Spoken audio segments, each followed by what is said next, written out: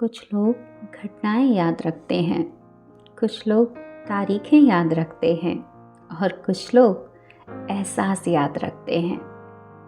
मैं शायद उन्हीं लोगों में से हूँ, क्योंकि मैं कहानियाँ नहीं सुनाती, मैं उन एहसासों के साथ कुछ देर बैठती हूँ जिनसे लोग अक्सर बचकर निकल जाते हैं। मैं हूँ इंदु और आप सुन रहे हैं इंदु का पिटारा।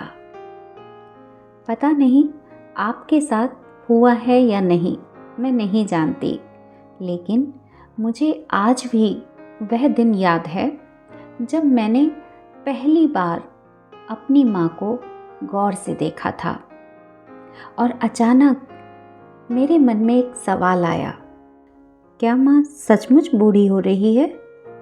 नहीं, उस दिन उनके सारे बाल सफ़ेद नहीं हुए थे, ना ही उस दिन उनके चेहरे पर कोई नई झुर्री आई थी और ना ही उनकी उम्र अचानक बढ़ गई थी। लेकिन फिर भी पता नहीं क्यों उन्हें देखकर पहली बार लगा कि समय माँ के लिए बीत रहा है। बचपन में तो हमें लगता था माँ हमेशा ऐसी ही रहेंगी, हमेशा हमारे पास, हमेशा हमारी चिंता करती हुई, हमेशा हमारी प्रतीक्षा करती हुई। जब हमें बुखार आता था तब माँ होती थी, जब हम डर जाते थे तब माँ होती थी, जब पूरी दुनिया गलत लगती थी तब भी एक इंसान था जो सही होता था और वो माँ होती थी। शायद इसी वजह से हम कभी सोचते ही नहीं कि माँ भी थकती होंगी, माँ भी रोती होंगी, माँ को भी डर लगता होगा।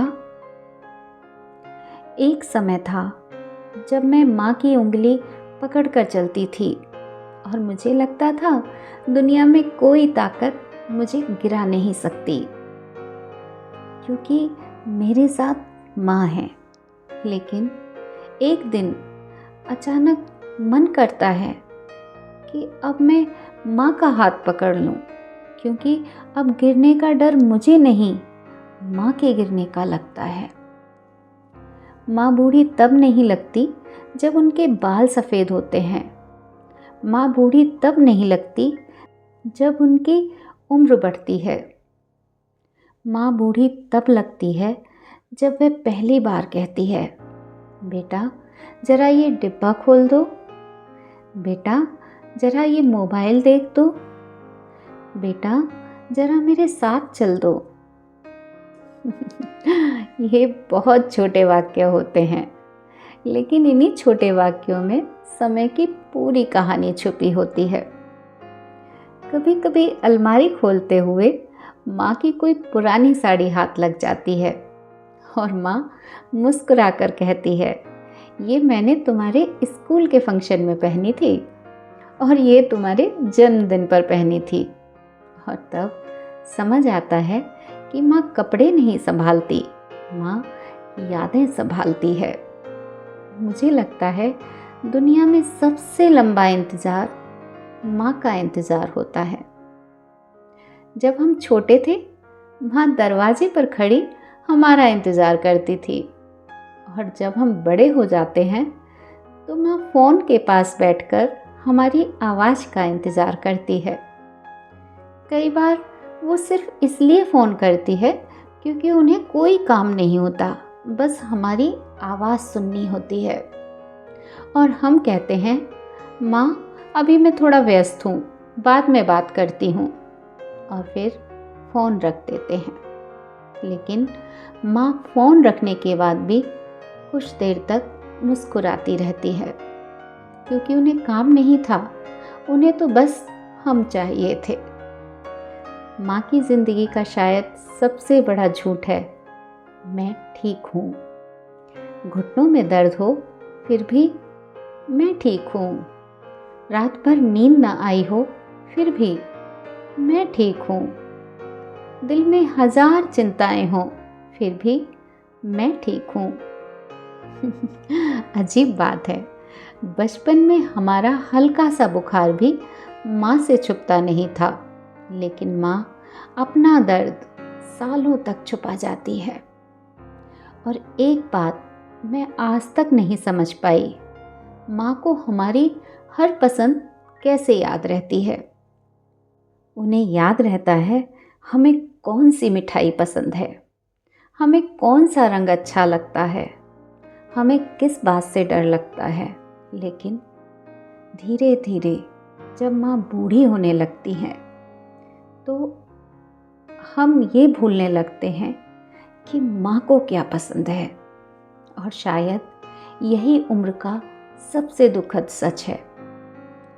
फिर एक दिन पुरानी तस्वीरें देखते हुए अचानक माँ की एक तस्वीर सामने आ जाती है, जिसमें माँ जवान होती हैं, आँखों में सपने होते हैं, चेहरे पर चमक होती है।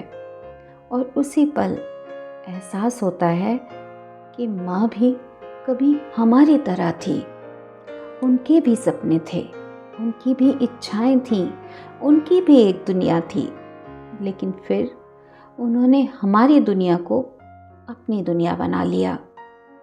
और शायद माँ का सबसे बड़ा त्याग यही होता है।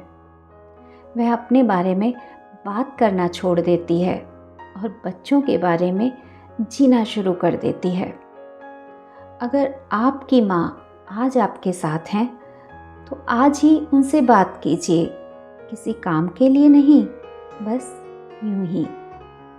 उनसे पूछिए आज उनका दिन कैसा रहा, क्योंकि ज़िंदगी की सबसे बड़ी गलतफहमी यही है कि हमें हमेशा लगता है अभी बहुत समय है, लेकिन समय चुपचाप गुजरता रहता है। और एक दिन हम माँ को देखते हैं और मन ही मन कहते हैं, माँ आप बूढ़ी नहीं हुई हैं, मैं बड़ी हो गई हूँ। अगर आज की बात ने आपके दिल के किसी कोने को छुआ हो तो कुछ देर उनके साथ बैठिएगा, क्योंकि कुछ बातें ऐसी होती हैं जो पहली बार में समझ नहीं आती, क्योंकि वे बातें दिमाग के लिए नहीं, दिल के लिए कही जाती हैं। मैं कहानियाँ नहीं लिखती, मैं बस उन भावनाओं को शब्द देती हूँ जिन्हें लोग महसूस तो करते हैं लेकिन कह नहीं पाते। मैं हूँ इंदु। फिर मिलेंगे इंदु के पिटारे में छुपे हुए एक नए एहसास के साथ। तब तक के लिए धन्यवाद।